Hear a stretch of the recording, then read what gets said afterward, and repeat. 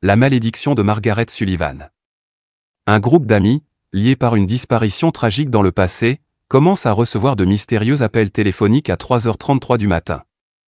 En enquêtant, ils découvrent une ancienne malédiction liée à l'énigmatique sorcière Margaret Sullivan et à son amie disparue Juliana. Prisonnières d'une maison maudite, elles sont confrontées à des forces surnaturelles qui exigent un prix pour le silence d'il y a des années. Chaque appel téléphonique marque la fin d'une autre vie, et il n'y a pas moyen d'échapper au sombre destin qui les attend. Que feriez-vous si le passé vous appelait? James se réveille en sursaut. La chambre est sombre et le téléphone vibre sur la table de chevet. Il tendit la main, confus, et cligna des yeux devant l'écran. 3h33, le numéro ne disait rien, mais l'heure si. Il avait toujours entendu des histoires sur le fait qu'à cette minute précise, le monde se connectait avec l'autre côté. Il soupira, pensant que c'était idiot. Qui appellerait à cette heure-là? Il répondit, la voix éraillée par le sommeil. Allô? Pendant un instant, il n'y eut que le silence. Un grincement sourd, comme si la ligne était coupée. Il s'apprête à raccrocher quand une voix murmure à l'autre bout du fil, froide et déformée. C'est presque l'heure. Un frisson lui parcourut l'échine. Qui était-ce? Demanda-t-il, mais la ligne était déjà coupée.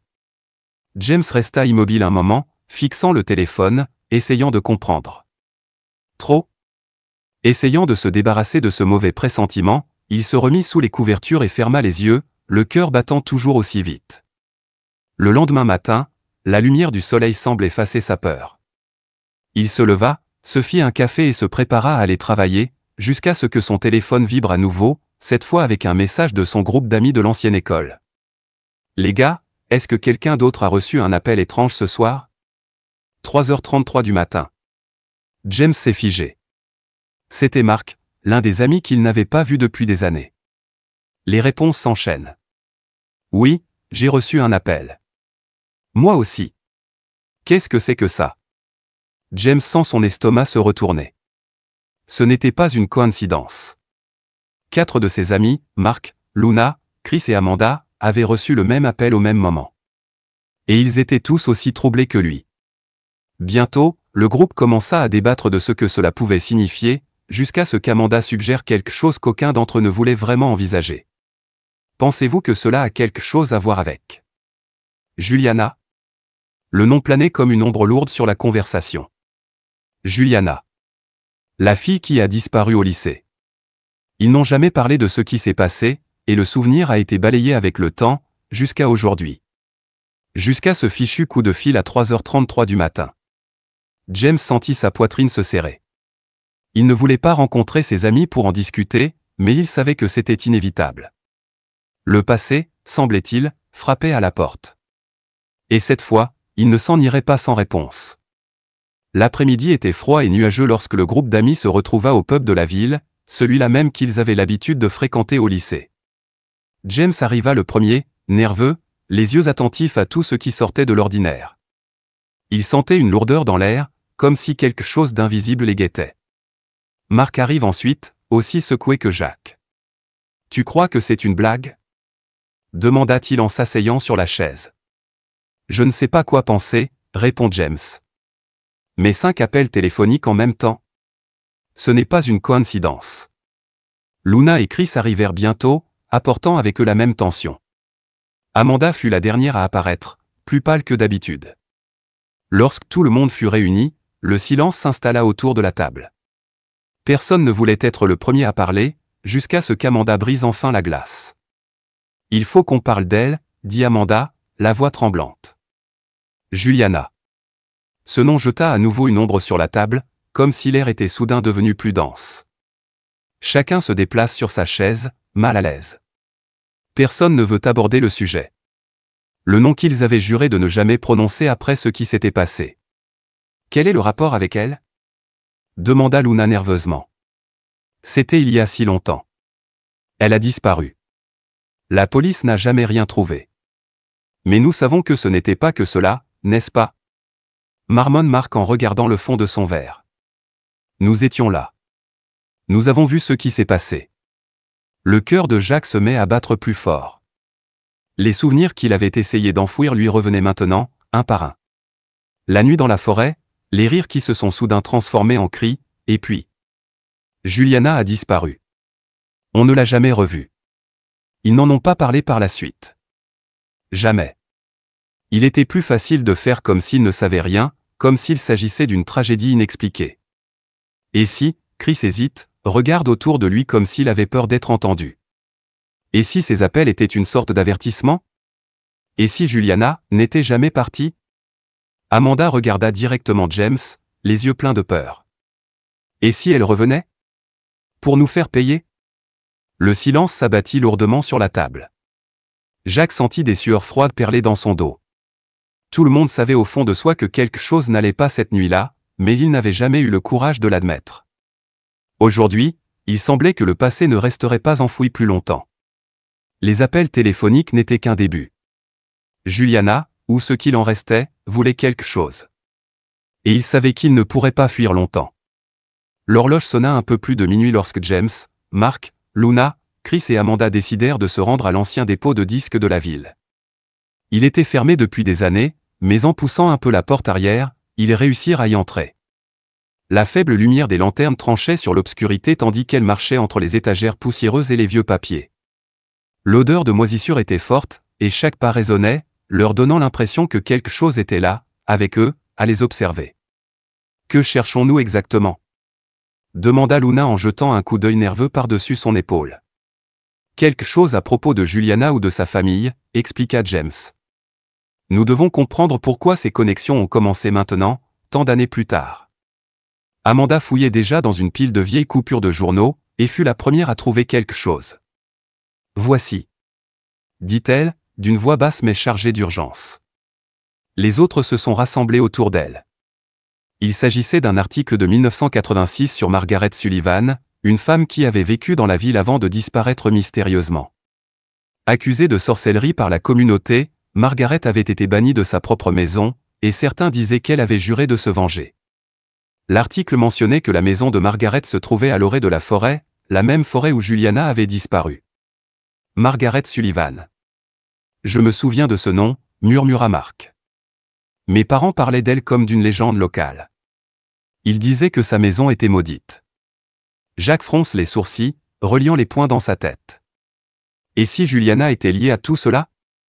Demanda-t-il. Et si quelque chose lui était arrivé dans cette forêt, quelque chose en rapport avec Margaret? Vous êtes sérieux? Chris rit nerveusement. C'est ridicule. Est-ce qu'on croit vraiment aux sorcières maintenant? Mais personne ne rit. Il y avait une tension croissante, une vérité inconfortable qu'ils ne voulaient pas affronter. Chacun sentait qu'il y avait quelque chose de très réel dans cette histoire. Quelque chose de sombre les entourait. Luna feuilleta un autre article, les yeux écarquillés. Écoute ça. On y apprend que dans les années 1960, des enfants de la ville ont disparu dans le quartier de la maison de Margaret. Personne ne les a jamais retrouvés, mais les habitants ont dit qu'ils avaient entendu des cris venant des bois et d'étranges appels téléphoniques avant que les enfants ne disparaissent.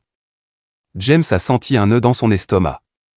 Comme les appels que nous recevons maintenant. Un silence pesant s'abattit sur le groupe. Le lien était clair, même s'il voulait le nier. Les appels n'étaient pas de simples canulars. C'était un avertissement, un signe que quelque chose de beaucoup plus ancien et de plus dangereux se cachait derrière tout cela. L'histoire de Margaret Sullivan n'était pas qu'une légende. C'était une malédiction. Et maintenant, il semble qu'ils en soient prisonniers. Amanda rompit le silence, la voix tremblante. Nous devons aller chez elle. Si Juliana, si Margaret est impliquée d'une manière ou d'une autre, c'est là que nous trouverons les réponses. Personne n'a protesté. C'était effrayant, mais tout le monde savait qu'il n'avait pas le choix. Le temps était compté, et chaque nuit, les appels devenaient plus sombres, plus menaçants. Ils devaient faire face au passé, ou le passé les détruirait. La maison de Margaret Sullivan se trouvait au cœur de la forêt, entourée d'arbres tordus et d'ombres qui semblaient bouger à la faible lumière des lanternes. Le groupe d'amis marchait en silence, l'air lourd du sentiment que chaque pas les entraînait plus profondément dans quelque chose de terrible. James ouvrait la marche, mais même lui sentait sa peur grandir à chaque instant. La maison apparut bientôt, une vieille structure délabrée aux fenêtres brisées et à la porte en bois pourri. Elle semblait les attendre.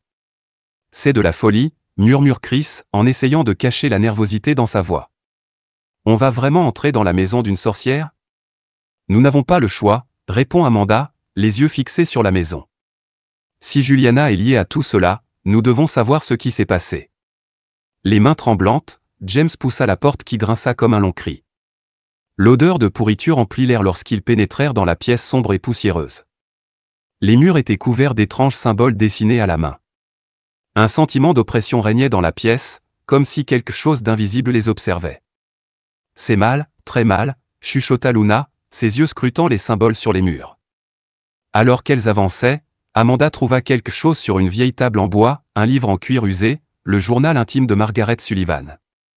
Les pages étaient jaunies par le temps, mais encore lisibles. Amanda commença à le feuilleter, sa respiration s'accélérant à chaque mot. Ce n'est pas qu'une légende, dit Amanda, la voix tendue. Margaret a fait un pacte avec quelque chose de sombre. Elle a offert des âmes innocentes pour protéger la ville d'une ancienne entité. Les enfants disparus, Juliana, ils ont été sacrifiés. James sentit un frisson remonter le long de sa colonne vertébrale. Juliana était donc l'une de ces âmes. Cela signifie-t-il que, nous, sommes coupables d'une manière ou d'une autre? Amanda leva les yeux de son journal avec une expression terrifiée. Oui. Nous étions là. Nous étions des témoins, ou pire. Et maintenant, cette chose vient pour ceux qui restent. Nous sommes les prochains. Le sol de la maison grince, comme si quelque chose de lourd traînait aux étages supérieurs. La peur s'empara de tous, l'air devenant plus lourd, presque suffocant. Chris recula d'un pas, la voix désespérée. Nous devons sortir d'ici. Il faut sortir d'ici, tout de suite. Mais avant qu'il ne puisse réagir, la sonnerie d'un téléphone résonna dans la maison, forte et tranchante, coupant le silence comme une lame. James se figea, le cœur battant la chamade. Le son provenait de ses poches. Il sortit son téléphone, les mains tremblantes, et vit le numéro inconnu clignoter sur l'écran. 3h33. Il répondit, incapable de s'arrêter. C'est bientôt l'heure, murmura la voix déformée à l'autre bout du fil. Le sol trembla sous eux et les fenêtres se refermèrent, comme si la maison elle-même était vivante et sur le point de les engloutir.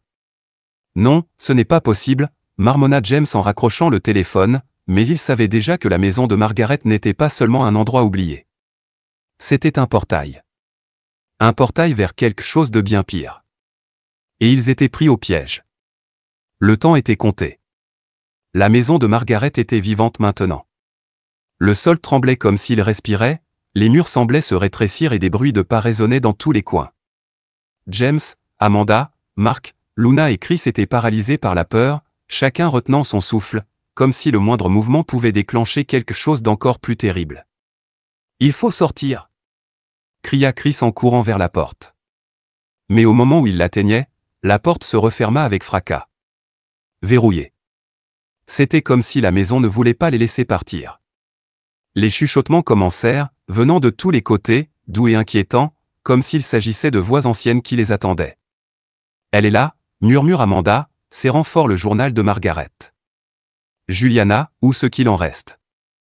Elle veut que nous payions pour ce qui s'est passé cette nuit-là. » James regarda Amanda, l'effroi grandissant dans sa poitrine. « Mais nous étions des enfants. Nous n'avons rien fait. »« Mais nous en avons été témoins, » dit Amanda, la voix tremblante. « Et nous n'avons rien fait pour l'empêcher. Maintenant, elle veut se venger. » Soudain, un bruit sec traverse la maison. Un cri. Luna s'effondra sur le sol, se serrant la poitrine, comme si quelque chose d'invisible l'étouffait. Mark se précipite vers elle, essayant de l'aider, mais le regard de Luna est une véritable terreur.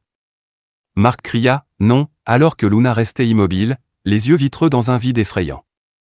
Jacques recula, le téléphone qu'il tenait à la main se remit à vibrer. Le numéro inconnu s'afficha sur l'écran. 3h33, il savait ce qui allait suivre, mais c'était plus fort que lui. Il répondit, les yeux écarquillés par la peur. « C'est l'heure », murmura la voix, froide comme la glace. Soudain, Mark est tiré en arrière par une force invisible. Il cria, mais en quelques secondes, son corps fut entraîné dans l'obscurité d'une des salles. Ses cris s'arrêtèrent aussi vite qu'ils avaient commencé. Amanda se mit à sangloter, la voix tremblante. « Elle va nous attraper, un par un. Nous sommes pris au piège. Il n'y a pas d'issue. » James crie « Non » en tenant Amanda par les épaules. Nous devons faire quelque chose. Il doit y avoir un moyen de briser cette situation. Mais il est trop tard. Le téléphone a de nouveau sonné. Cette fois, c'était celui d'Amanda. Elle regarde James, des larmes coulent sur son visage. « Je suis vraiment désolée », murmura-t-elle avant de répondre. Un cri jaillit de sa bouche et son corps s'effondra sur le sol. James resta immobile, le cœur battant à tout rompre, le bruit des chuchotements s'amplifiant autour de lui. Il était seul à présent. La maison devenait de plus en plus sombre, les ombres se refermaient autour de lui. Il savait que son tour allait arriver. Lorsque le téléphone sonna pour la dernière fois, James ne put résister. Il répondit d'une main tremblante, la voix à l'autre bout du fil chuchotant comme toujours. C'est le moment. Le sol s'ouvre sous ses pieds et les ténèbres l'engloutissent. Au dernier moment, il se rendit compte de la terrible vérité, il n'y avait pas d'échappatoire au passé. Le prix a déjà été payé. La maison de Margaret Sullivan redevint silencieuse, attendant le prochain groupe d'âmes perdues.